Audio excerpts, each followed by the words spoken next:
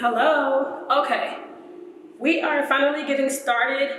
If you have not subscribed yet, please make sure you subscribe to my YouTube channel. And you guys, it is so hot in Nairobi. Like, we are finally going into summer, so just moving around this place is hot.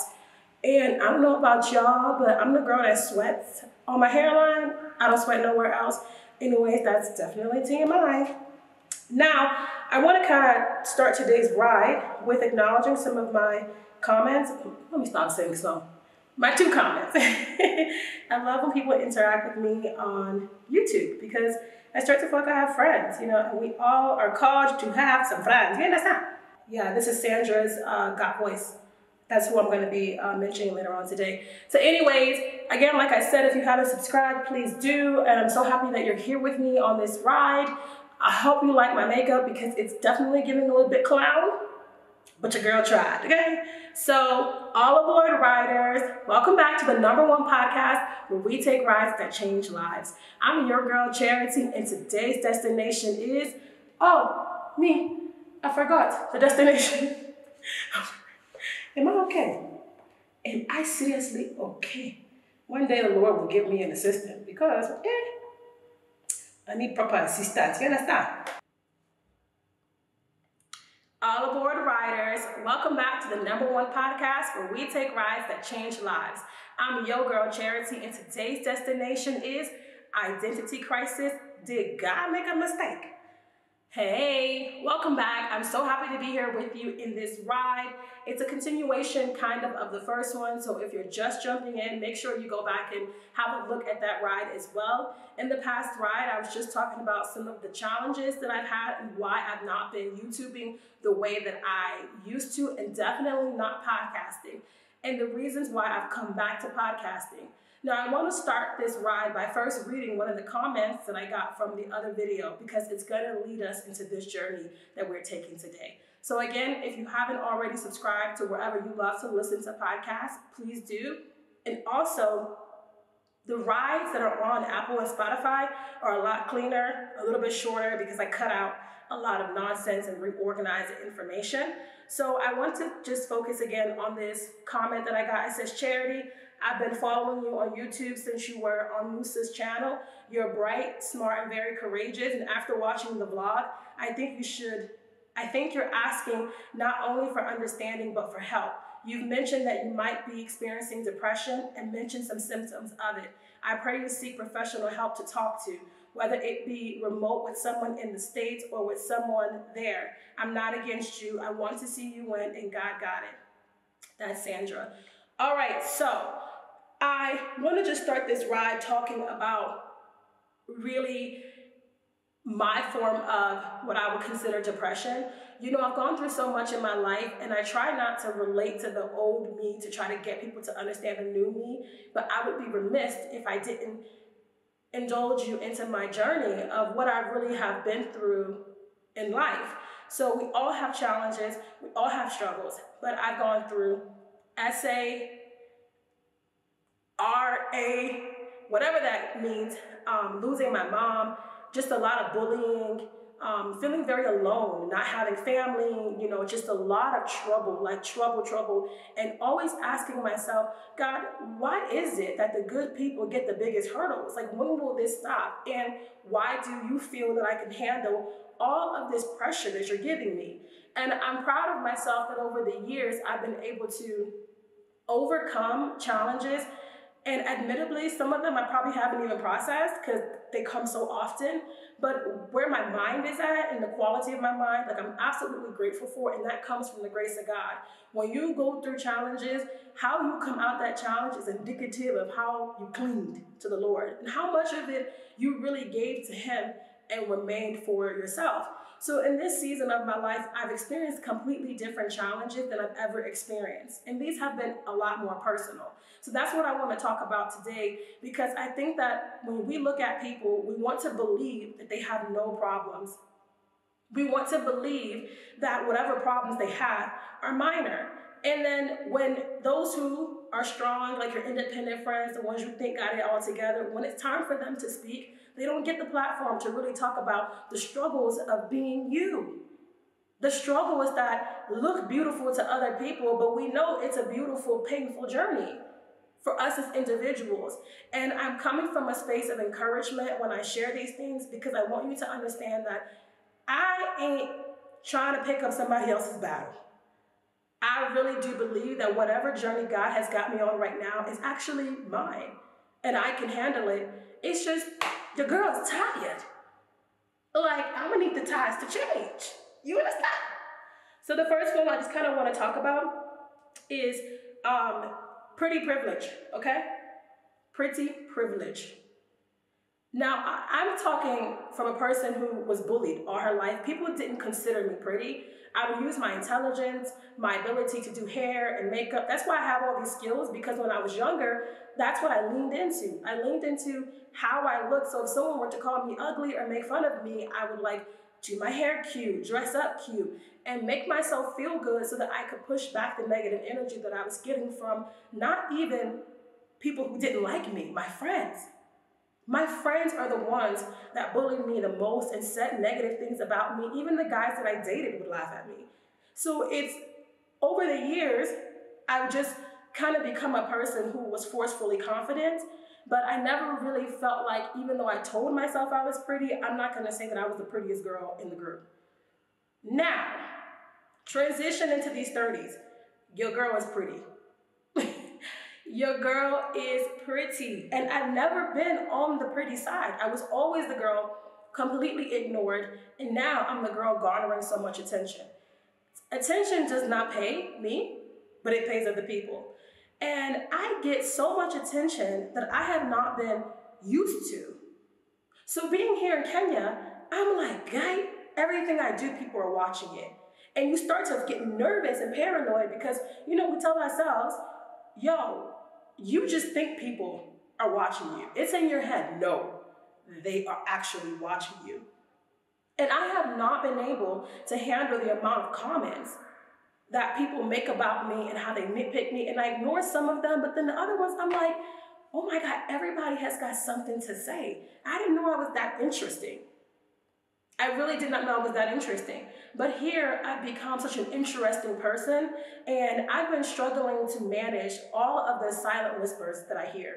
And as a person who is very empathetic, like an empath, or like a person who can really feel people's energy, I just get so stressed.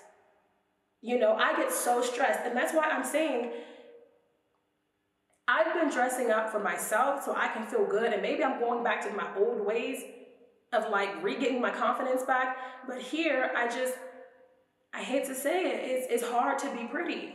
It's hard to feel good about yourself because it's like, you just don't know what kind of vibes you're gonna attract, And coming from a country where, honestly, the girls are bad. They look good. Everybody look good. Black girls are doing it. Listen, if you're Latina and Mzungu, you're doing it too. But I'm saying, like, the girls is growing, and the competition is the competition. But I just think that the way I come off, in addition to my accent, just creates a problem that I was never aware of. And you find yourself just, I don't know how to explain, answering strange questions, feeling like completely exposed to people, feeling like there's no boundaries to you, how you feel about yourself, how others feel about you. And that has translated into, friendship, finding friends who are kind of jealous about you here, and finding relationships where people just have malintentions. I don't know how to continue to explain that, but I think that people here like to have their cake and eat it too. And somehow it's just like I'm constantly fighting off people and feeling like I'm not in a small bubble anymore. And that's typically what I'm used to. So when I was in class, a lot of the challenges I was having was, you are supposed to speak your mind, but not really. And I wasn't getting that. I missed that part of like the orientation where, yeah, you're doing a master's program, but there's nothing here for you to master besides. And as a vocal person and a person who really likes to use her brain, I was struggling with some of the ideas and the things that they were teaching us. And as a person who also likes to be, I won't say combative or argumentative, but I got something to say, and that's why I have a podcast called Chatting with Charity. You never see a guest. But I have something to say, and I didn't expect to not have my point of view really heard and to feel like I'm an American who's annoying these people, and I probably should go back to America. And if you've traveled often, you know that there's this thing about Americans that the world does not like. But I thought that I was not going to have as much of a challenge since I'm Kenyan. And again, I don't know why I assumed that these challenges would not exist for me because I'm not exempt from them, but I have really struggled to adjust. And then when I explain myself to people, it's like, Charity, you just need to follow the way. And I really don't know what that way is. Pretty privilege ain't so pretty. So that's what I'm saying, like, it's just hard. It's hard. It's hard. And you ask yourself, like, people who are celebrities and create these platforms, yeah, you want to be famous or well-known or get an influence, but then once you get it, what do you do with it? How is it going to make you feel? That social anxiety, not everything is out there for people to judge, all of the comments. That's a crazy world. And I feel like God has been trying to show me, Charity, you need to level up in your confidence because you are a person that when you speak, you, one, get attention, two, people are listening, and three, they're gonna have something to say back to you. And it's probably not gonna be nice. And I'm a person who comes from really great intentions when I'm either saying things critically, it's constructive. When I'm saying things humorously, it's just to have a good time. But the other people on the other side are gonna have something else to say about you. And I have been having to work on my confidence and to respect and remember who God created me to be, who I am, and to not allow people's opinions about me to change who God has created in me.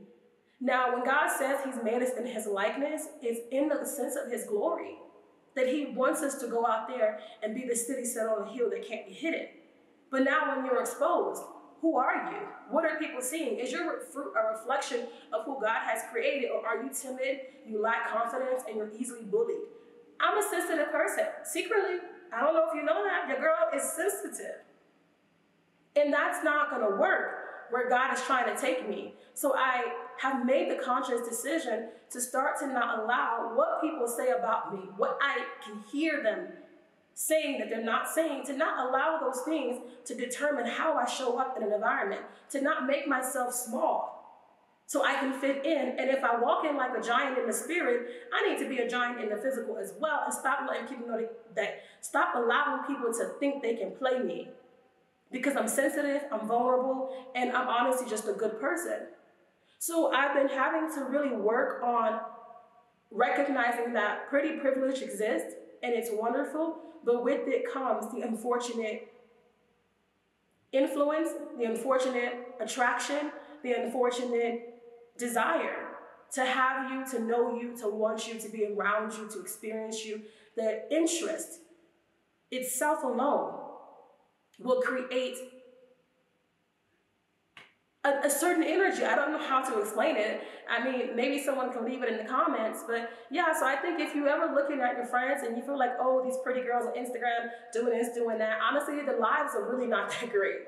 You know, you find a lot of YouTubers will get off of YouTube because of just the community of YouTube. And I am here to obviously be of an influence to people, but I'm human, and that's point number 2, feeling dehumanized. I just don't understand why people are not capable of seeing that everyone is human. There's no such thing as someone who can take everything that's happening in their life and be Kim Kardashian and just act like it's nothing. Even she be crying on the internet, on Beyonce's internet. We all have problems, but being here, people feel like just because I make dollars, it's the strangest mind frame. I have no problems. People tell me you don't have any issues. And I'm like, what? Like, I don't even have family. I am a real proper single mother. I am running a business where I think the business is running me. I can't pray enough. I don't work out. After I cook, I'm tired. I don't even want to eat. Like, I'm not perfect. And I have challenges, and I want to be seen as a normal person and not who everyone comes to for their refuge. I am not Jesus Christ, the Lord and Savior. But often when I build relationships, I end up having people who only want to reach out to me when it's to borrow money, again, to take advantage of me, to romantically oppress me, I feel like. And I start to wonder, like, yo, something about me is wrong. How is this the type of people and the quality of people that I'm attracting? I see other people, they have friends, lovers, family, the gatherings, they're being celebrated.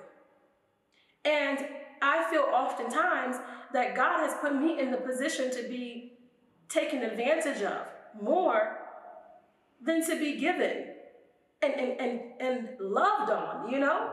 And you know, when you talk to yourself and you ask yourself, like, why is this happening to me? What is God trying to teach me? Because again, the question and the purpose of this ride is to understand with wisdom, you know, identity crisis. Did God make a mistake? And we are going to answer the question at the end of this ride, but these are the things that have come to me that have created self-doubt and has turned into depression. Because I start to think to myself, like, how can I change who I am? Because this is what therapy will tell you. Now, I'm going to also get back to Sandra's comments. This is what they say, like, there's something in me that's attracting this thing. That's the first thing that's a lie. There's nothing wrong with you. There's nothing wrong with me. We're all growing at our own pace, but for who we are not attracting people to come and hurt us. It's just that light is desired to cast out darkness. And you are often sent to dark spaces to create that light. And you have to understand what side of the game that you're on. So even when you're going into scary places and it says, yea, though I walk through the valley of the shadow of death, I will fear no evil. When you really are walking with God, that is the imagery in your head, is that you know that there's an enemy that you're up against, and it's a fixed battle. But you still got to put your hands up to fight. And that courage and that discipline and discernment in the face of people who feel you have no problems is crazy to deal with. For people to think that money solves all problems, like there's a magical number you can get. If I had to ask myself what I would want financially, it would honestly to be able to create a source of income that doesn't bring me stress. And I can rely on it and it's consistent and it meets the whatever basic needs I got going on. And I can have time to pour into people, I can pour into my community, I can pour into my household, and most importantly, I can develop a solid relationship with God because my mind is not scattered. When you are a sole provider, when you are the one really trusting in the Lord, you are trusting in the Lord to provide for you and to be there for you, you start to think sometimes, is God gonna leave me? Because we've been riding on this thing for years now. How long is this gonna last? So I've been putting pressure on myself, but it just doesn't help when you wish you could have people around you who cared about your success, cared about you and supported you. When I started my business and I was working on my planners and working on my body butters and stuff, do you know, my friends did not support me. My friends did not repost me. They did not place orders. Like, it just was like, oh, Charity, you're doing a great job. But like, where is your follow through? Where is your commitment to whatever relationship we're trying to build? Like, how do you call yourself a friend if you're not friendly? So those kinds of things, they start to get in your head because you're like, God, I am not building a proper group of people around me. Like, these are leeches. And then I come to Kenya to be properly chewed on. And it made me really like overwhelmed and sad. Now, I know that who I am and how I live my life, it's shocking to many people, and heck, it shocks me all the time as well, but I'm human. And I just, again, think that dehumanizing factor that plays into my life is just stressful to me. I'm not trying to paint a perfect picture. And that's why I said I'm not going to allow my platform to be like them other girls' platform. I'm cutesy. I'm demure, okay? I show y'all my problems. I'm very, very elegant with it, okay? I make sure that like I'm mindful when I let people know that I have Cartier bracelets, but your girl is still broke, okay? I am not selling anything that is nothing but an authentic journey towards the purpose that God has had for me for many years that he's been wanting me to achieve. And that's what I'm going to get to next. When you really know what God has put on your life, it's like your heart wrestles with that feeling of inadequacy and wondering, have you really subscribed to God's vision for your life? Or are you just out here doing wahala wahala? And your girl is out here doing wahala wahala. Am I focused on the right things? Or is my attention being pulled by the enemy and I'm caving into unnecessary things that are not what God wants me to do? If you don't have conviction, then are you actually walking with God? So I have had a lot of conviction about some of the decisions that I've been making in my life. And that disappointment, when you start to feel like you're disappointing yourself, you're disappointing God, disappointing your child, all of that, you start to think to yourself, oh, Lordy, Lord have mercy. What is going on with my life? And I keep it real to myself. I don't lie to myself. I don't try to make myself feel just because I've gotten to this comfortable space, in this comfortable place in my life, that in one moment God can't take it all from me. And who am I going to call? Not Ghostbusters. I literally only have the Lord with me day to day by my side. And that's why I say this community is so important to me, because I understand what it's like to be David. I understand what it's like to not have anyone support you. For you to cry your tears, wipe your own eyes, and then have to pick yourself up because you don't have enough time to be melancholy and marinate in that pain and that grief. Yet they tell you, in order for you to get over grief, you have to accept it. What time do we have to accept? What time on the clock is it for grieving hours?